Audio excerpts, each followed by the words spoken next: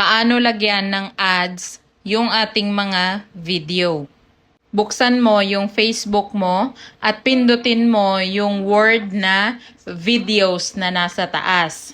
Dito guys, lahat ng in-upload ninyo ng mga videos ay makikita nyo. Ngayon, puntahan mo lang yung pinakaluma mo na mga videos. Pindutin mo lang yung video na yon. Siguraduhin mo lang na nakapost ito. Pagkatapos niyan, pindutin mo lang ang See Insights. At dito makikita nyo na mayroong settings. Pindutin nyo yung settings. Pagkatapos nyo mapindot yung settings guys, madediretso kayo ngayon sa monetization. Etong ginawa kong example dito guys ay ito yung video ko na pinakauna ko talagang in-upload.